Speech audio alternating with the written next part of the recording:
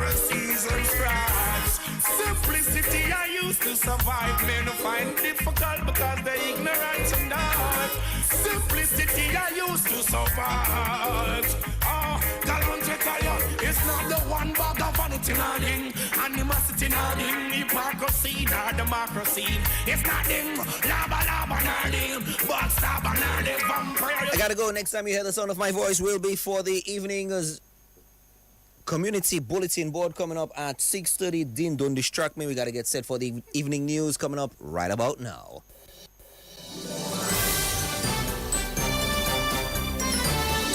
Fair and balanced, unbiased and clear, concise and accurate. This is the DBS Evening News. Here now is your presenter with the headlines. Good evening. Welcome to the DBS Evening News. In the headlines, ECCB Governor expresses hope that the European Union and international partners will show respect for and support for CBI programs. From the region, Barbados Defense Force provides support to Venezuela, and internationally, global oil prices rose sharply after the U.S. Central Command announced additional military strikes. The details of the news when we return. Bundle and watch $98 flow back into your pocket. It's simple. Just add mobile to broadband and save big with Flow. Get fiber fast Wi-Fi at home and all the data you need on the go. We've got you covered everywhere. So what are you waiting for? It's connection times 2 and up to $98 in savings for you. Add mobile to broadband today and take your connection to the next level. Visit in-store or online at discoverflow.co for more details. DBS News. Welcome back. My name is Alian Christopher. Here we go with our lead story. Governor of the Eastern Caribbean Central Bank, Timothy Antwine, is expressing hope that the European Union and international partners will show the necessary respect and support for the Citizenship by Investment CBI programs.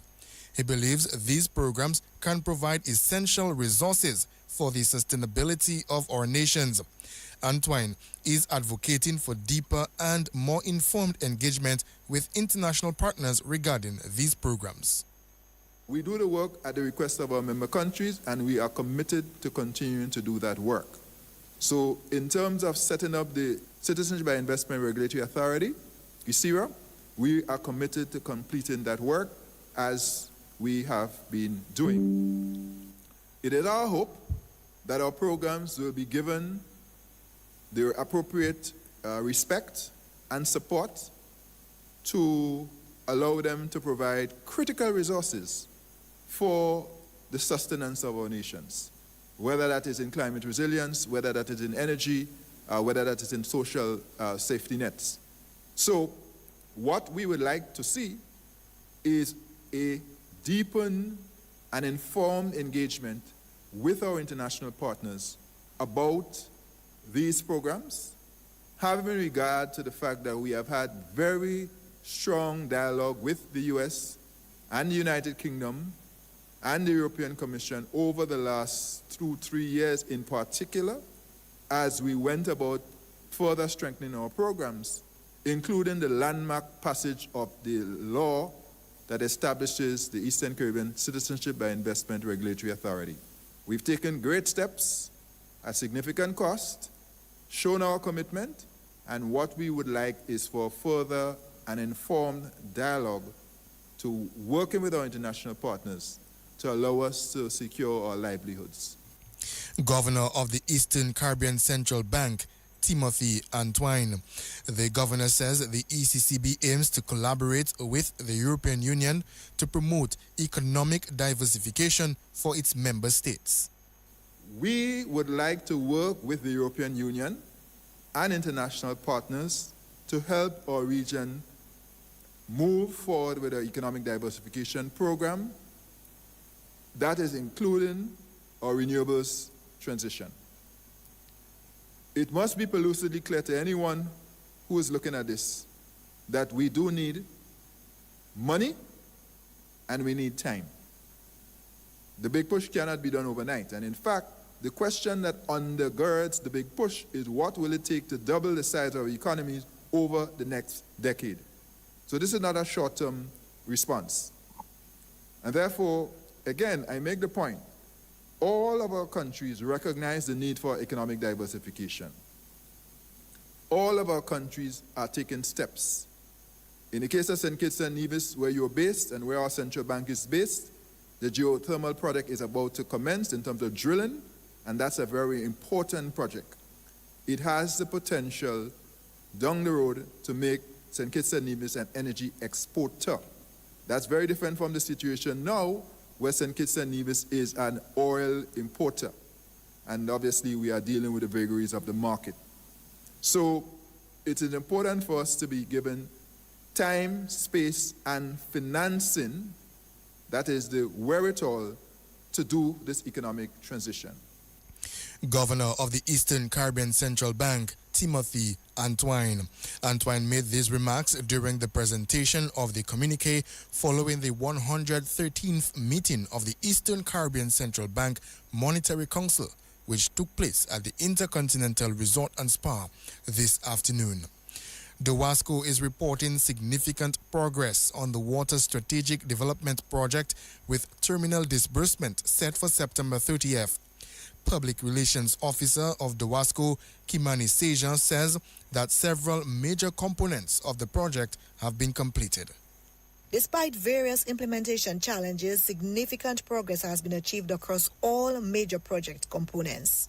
DOWASCO is pleased to announce that the Caribbean Development Bank has approved an extension of the project's terminal disbursement date from March 30, 2026 to September 30, 2026. And this extension will facilitate the completion of the remaining works and ensure the successful delivery of the project's objectives. To date, 7 of the 9 glass-fused to steel water storage tanks have been fully completed. We've done 2 in Casa Bruce, 1 in Calibichi, 1 in Montjean, 1 in Grand Fond, 1 in Salisbury, and 1 in Grand Savanne. And concrete works for the Monrachet tank base commenced around July 8th. Upon completion, these tanks will increase DOWASCO's water storage capacity by a total of 1,195,000 imperial gallons and provide a minimum of 2 days water storage for the benefiting communities, significantly strengthening the resilience and reliability of the water supply system. Public Relations Officer of DOWASCO, Kimani Sejan. Meantime, Sejan says additional works on the project will take place over the coming weeks. Pipeline installation has also progressed well across the project. Pressure testing of installed pipelines has been substantially completed in Castle Bruce, while testing in the Calibichi area will commence shortly. Following successful pressure testing, disinfection, and transfer of service connections will be undertaken, after which final road reinstatement will proceed. In the meantime, DOWASCO continues to carry out temporary trench reinstatement works to ensure the safety and comfort of road users and residents. Additional work scheduled for implementation in the coming weeks include the completion of river and ravine crossings in Kulibistri and Montjean, as well as the construction of 3 pump houses and 4 chlorinator buildings. Due to modifications in project design, additional pipes and fittings were required to complete certain pipeline components. These materials are expected by mid-August 2026 and will facilitate the completion of pipeline installation in Monrachet. And that's Public Relations Officer of DOWASCO, Kimani Sejan. A proposal to introduce OECS Air is on the way. Antigua and Barbuda's Prime Minister Gaston Brown told the opening ceremony of the ECCB Monetary Council meeting in Dominica last night that OECS Air is needed to address connectivity issues among the islands. Among the transformative initiatives under consideration is OECS Air, which can strengthen regional connectivity, facilitate commerce, and support tourism and investment throughout the currency union. The need for OECS Air is even more apropos today, recognizing the frustrations of perpetual flight delays and cancellations among existing carriers. In fact, the patchwork of carriers that we have within the region, leaving regional travelers stranded on a daily basis. So we clearly have a problem when it comes to connecting OECS people. But we also need to understand that there's a greater threat. The curtailing of international flights to the OECS countries by carriers such as British Airways will make the need for OECS air even more urgent. I'm told that already British Airways has indicated that it will discontinue service to a particular OECS country to facilitate hubbing in Barbados. So with these threats, we need now to provide proactive leadership and literally to put our money where our mouth is and to make sure that we develop mitigating strategies so that we do not get left behind. Now, while the proposed OECS air will be owned by the governments collectively, it will operate and be managed privately along commercial lines to generate profits to ensure sustainability. So no head will have the right to utilize this new airline as his or her private jet. That's Prime Minister of Antigua and Barbuda, Gaston Brown. Dominica's premier boating event, the Poker Run, has been launched with a prize of $10,000 at stake. Boat owners and enthusiasts will set sail on July 26 for the 4th edition of the Dominica Poker Run. J.L. Joseph is leading the marketing and promotion efforts for the event. This year, participants will travel to some of the most incredible locations I call along the sea trail. They'll be stopping off at Le Village, which is in Rockaway, Canefield. Then we'll go on to Mero Beach, then on to Purple Turtle Beach, Bell Hall Beach, before finishing off at Poker City, right here in Tukari, where all the action will continue and culminate. Every stop has a special meaning and a special thing waiting for you. There'll be food, there'll be entertainment, including games, and you get a chance to win prizes at each stop. So it's not just the 10K. Obviously, our amazing sponsors will be on, showcasing their various products and services. And one of the things I'm most excited about is the $10,000 you'll get to win at the end.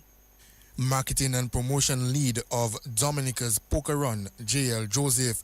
Meantime, Reginald Austri, the consultant for Dominica's Poker Run, highlights that this event is unique and caters to all boat owners.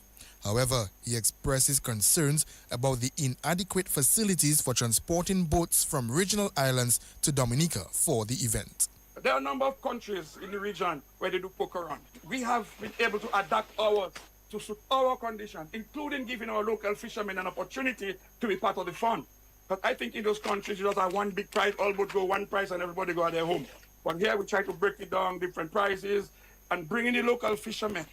And any activity that we poker run or almond deck will undertake, we always ensure that there's a local component to it and our local people can benefit. And you'll hear about, so getting the boats across from the islands, we have contact with Free Island for the last 3 years. We can't find a badge.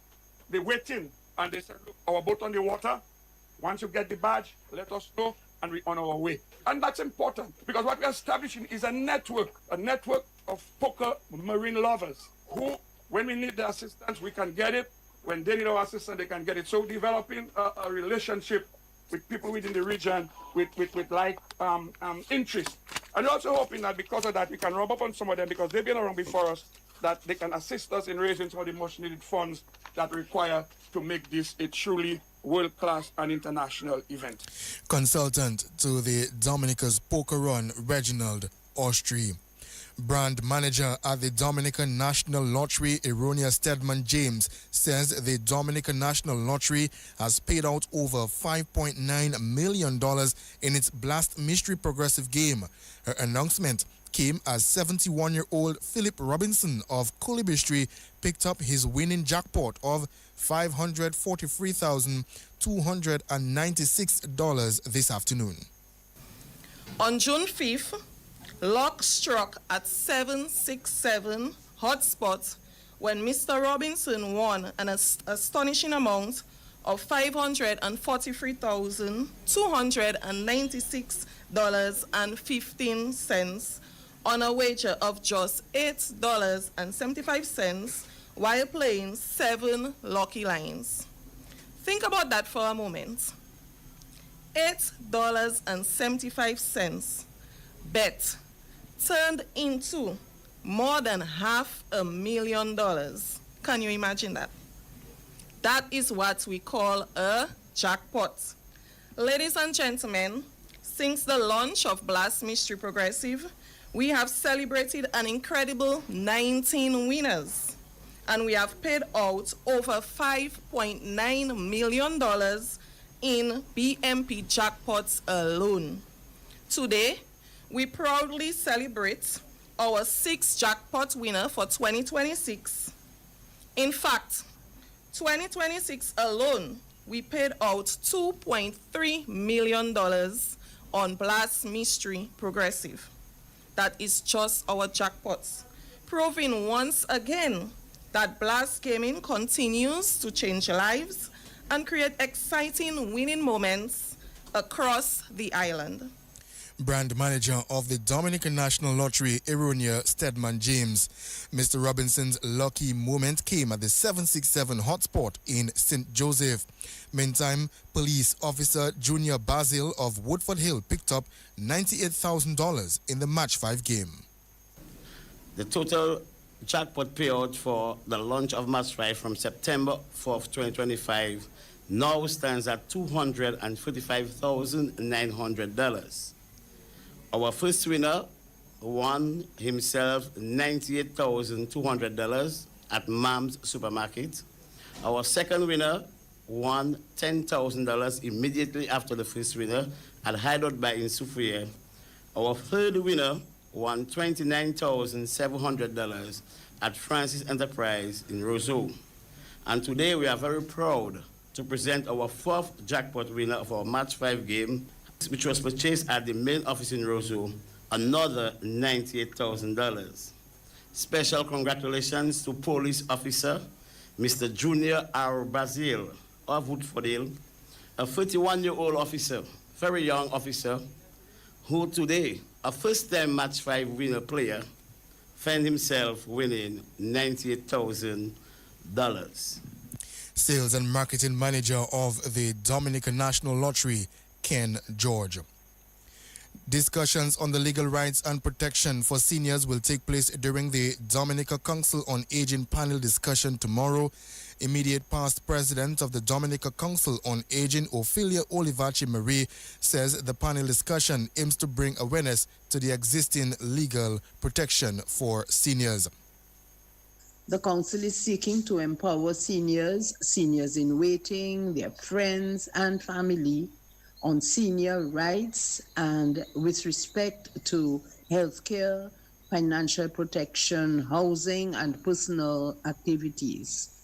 The aim is to inform on the legal protection in Dominica and to take action to revise and strengthen them so as to protect seniors from exploitation and to ensure that their wishes are honored. The panelists are Attorney at Law Singola Bloomquist Williams and John Iliu Charles, psychiatrist Dr. Nadia Wallace, financial institution representatives from the NBD and from the NCCU, care institution representative Marie-Therese Juncker from FACS, and Ainsworth Irish, who is the second vice president of the Dominica Council on Aging. And seniors, senior groups, caregivers, friends, and family are invited to attend, to come with their questions and to get informed and be advocates for rights that will ensure their dignity, safety, and independence during their latter stage in life. Immediate past president of the Dominica Council on Aging, Ophelia Olivache Marie. The panel discussion is scheduled for Saturday, July 11th at the Public Service Union from 10 a.m. That's the National Focus, Regional and International News. Up next.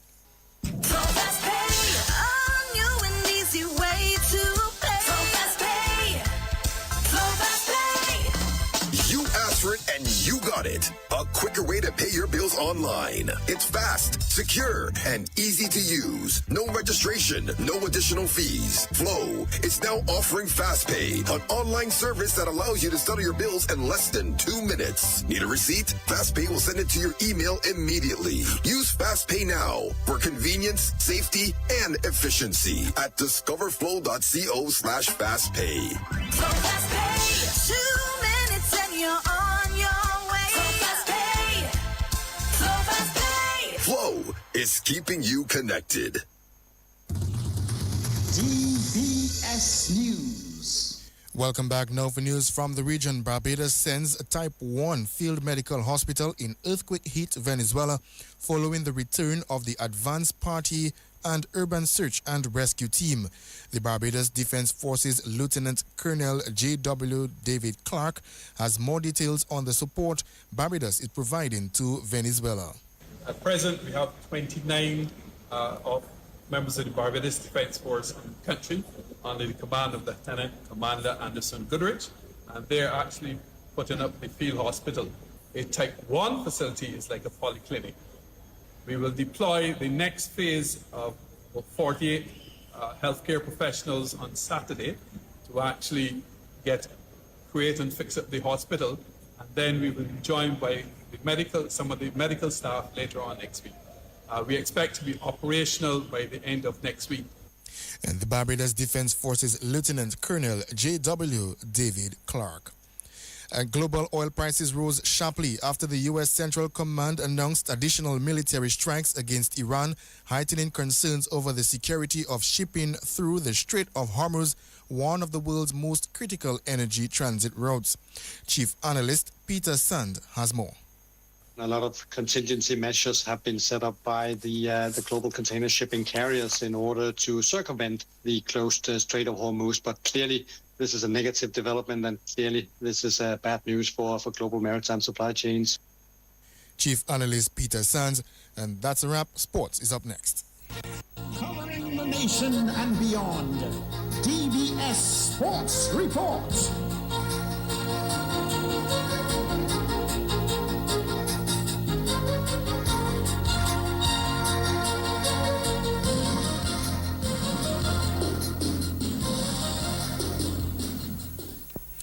And first up, Addison James has added another title to his accolades, winning a gold medal for Dominica at the NACAC Under-23 Championships in Mexico. James threw 72.02 meters to win gold in the men's javelin Friday afternoon. Speaking after winning the gold, he says it was a good showing given the conditions in Mexico. Well, my performance wasn't too bad. In the conditions, I was feeling a little coldish in my chest, but otherwise, it was a great competition. I won. I brought home my medal for my country. So, well, it was a real great competition. All right. Based on the other competitors, did you feel, threatened at any point, or did you feel that you had it in the bag after maybe the first or two rounds? Well, to be honest, I'm not threatened by anybody who can be the world champion. I won't be threatened, but I just went out there and do my thing. I didn't force or focus on anyone. I just do my thing, and here we are. All right, and you did your thing, Addison, and of course you're preparing for some other major competitions. So how do you think this is going to help you in terms of confidence-wise for the upcoming major events that you have?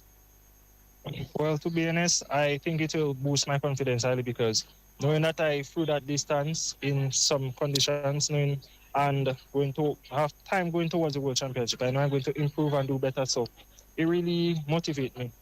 NACAC Under-23 gold medalist in the javelin event, Addison James. Meantime, Kerel Etienne finished 8th in the finals of the Under-23 girls 100-meter event. She ran a time of 11.67 seconds in the finals. The other Dominican athlete, Keone Esprit, meantime ran 11.28 seconds in the Under-18 boys 100-meter event. He finished in 6th place. Meantime, a 3rd place finish for Olympic athlete Thea Lafogadson in the women's triple jump at the Diamond League event in Monaco on Friday. Thea jumped 14.79 meters on her best attempt. The meet was won by Cuba's Lianis Perez Hernandez with a jump of 15.06 meters. Sally Sarr of Senegal was second with a jump of 14.99 meters. Mixed results for the Dominica team on the opening day of the ECVA Under-20 Beach Volleyball Tournament in St. Kitts on Friday. The men's team of Caston Anthony and Taj John Jules won their opening match against Anguilla in straight sets, but lost their second match against St. Kitts 2-1. Meantime, the women's team of Sierra Kita Frederick and Delilia Daniel lost their opening match, going down to Bermuda in straight sets, but the ladies bounced back to beat St. Kitts in straight sets. The tournament continues on Saturday. And a sixth-place finish from Friday for national swimmer Jasmine Schofield in the 100-meter freestyle hits at the 2026 Pan Am Aquatics Championships in Colombia. Schofield swam 1 minute, 3.42 seconds in her heat.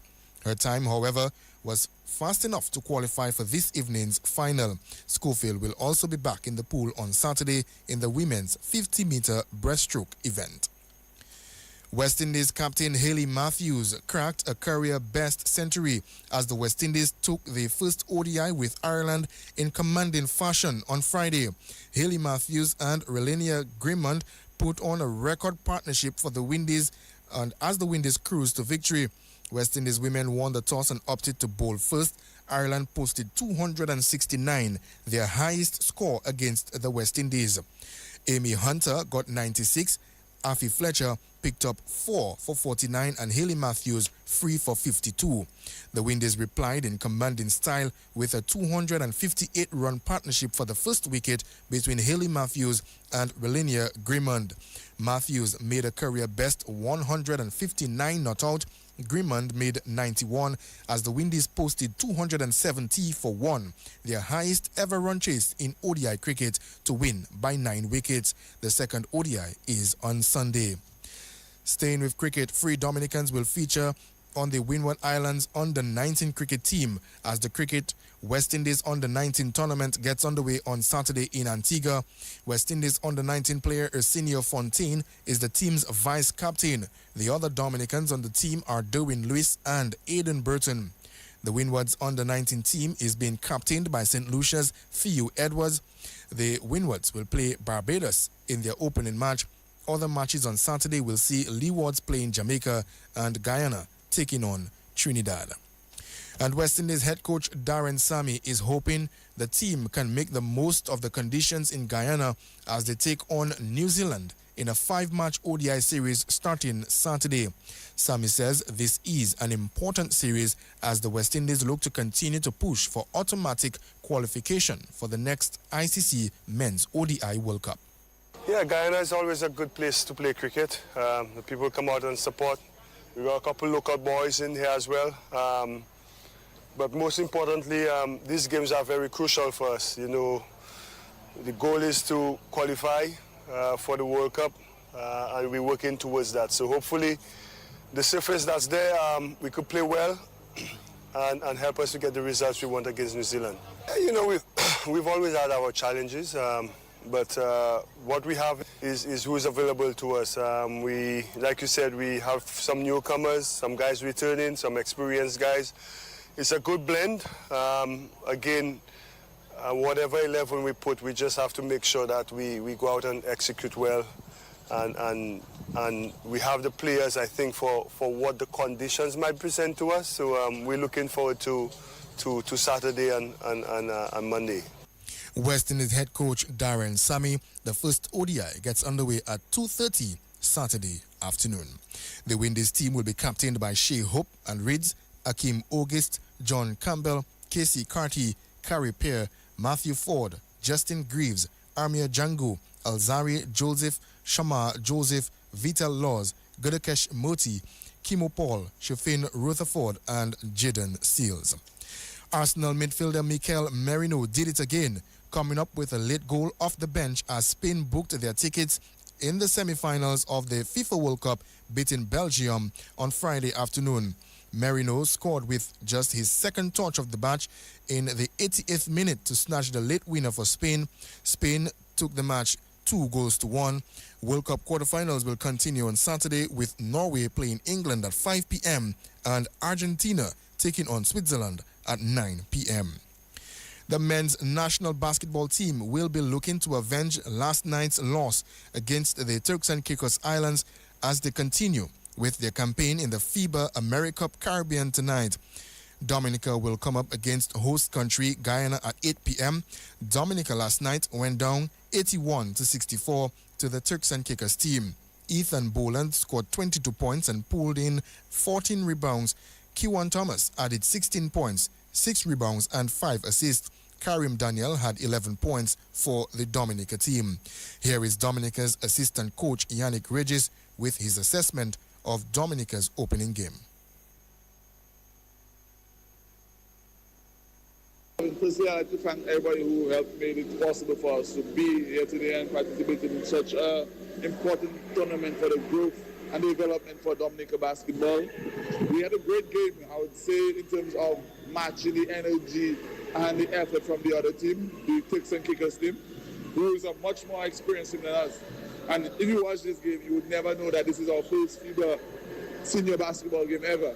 The guys came out, they have a lot of vibes, a lot of energy, but unfortunately, in the fourth quarter, we just couldn't match it in terms of maybe a better fitness. But all in all, the guys played really well and can definitely carry some of these good vibes moving into the next game tomorrow against Guyana. Yeah, but turnovers, we definitely have to work on our turnovers and making easy baskets. We miss a lot of easy baskets, including frees.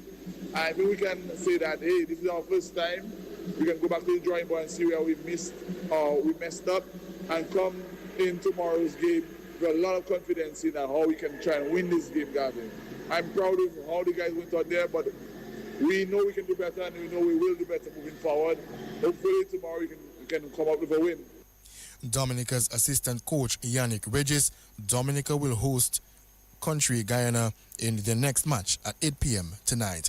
Sagicor Southeast kept pace with league leaders Central Cooperative Credit Union Dublin Football Club as they picked up a win over Valvoline United as the DFA Premier League continued last night.